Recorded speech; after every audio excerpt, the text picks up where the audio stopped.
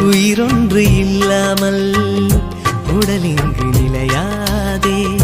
உயிர் என்ன பொருள் என்று அலைப்பாய்ந்து தெரியாதே. வாழ்க்கையின் வேர்களோ மிக ரகசியமானது. ரகசியம் காண்பதே நம் அவசியமானது.